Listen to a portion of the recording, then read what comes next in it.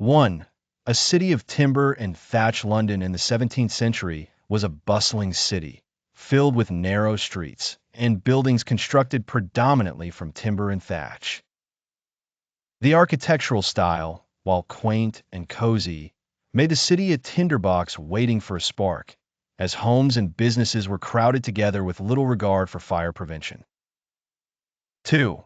A spark in the night. It was a seemingly ordinary night on September 2nd, 1666, when a small spark ignited in Thomas Farriner's bakery on Pudding Lane.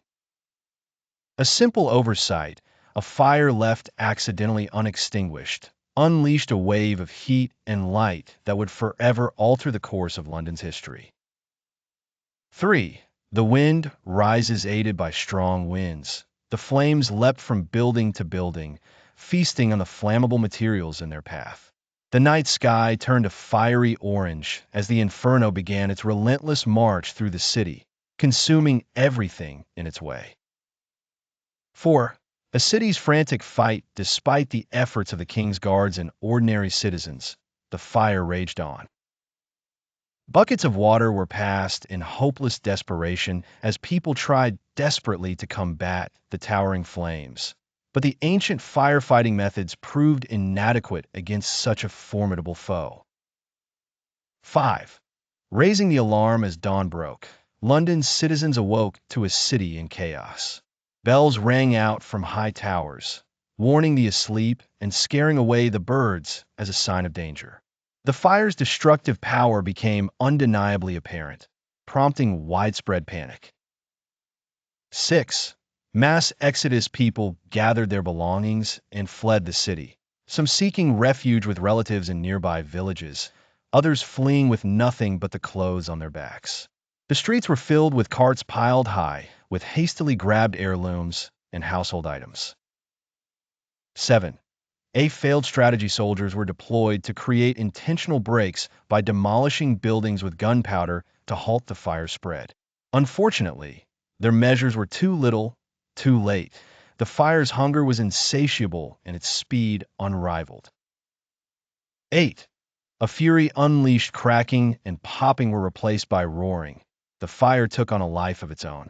Structures of significance, like St. Paul's Cathedral, became engulfed, their skeletal remains standing as silent testimonies of the fire's devastation. 9.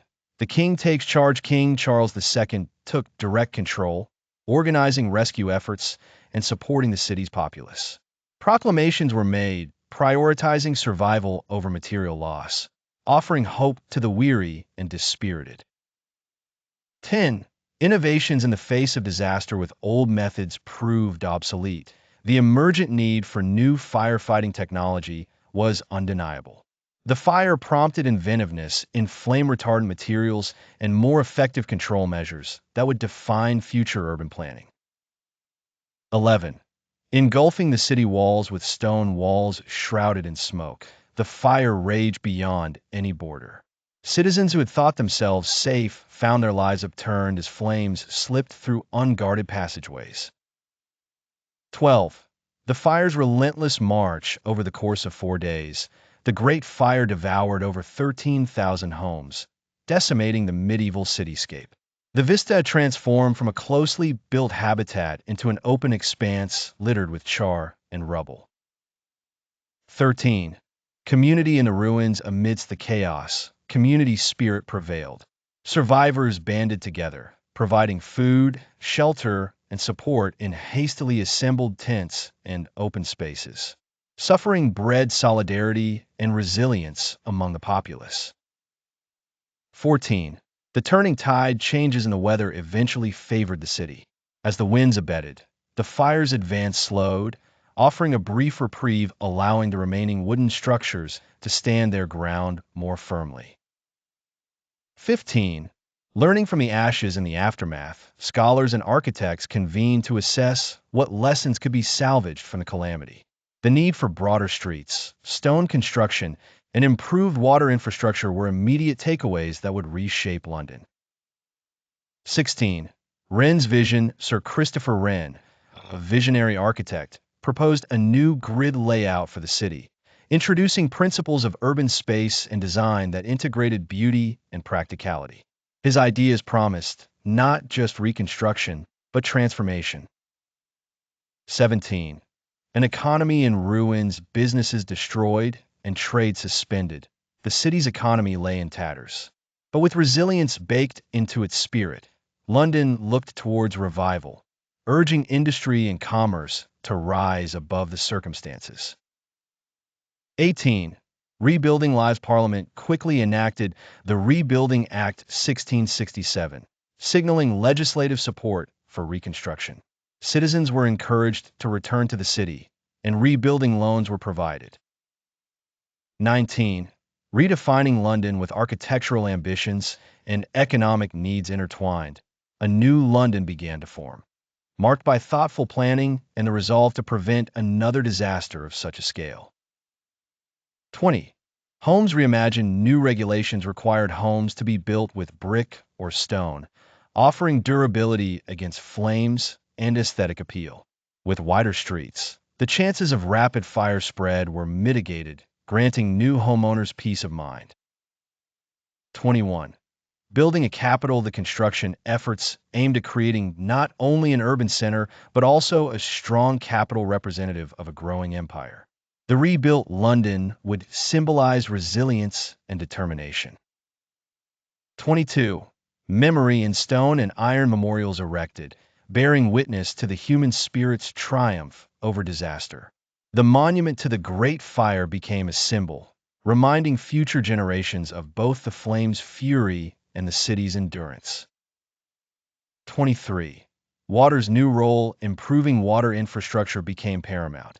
Aqueducts and mains were improved, ensuring sufficient supply not just for drinking, but also for immediate response in case of emergencies.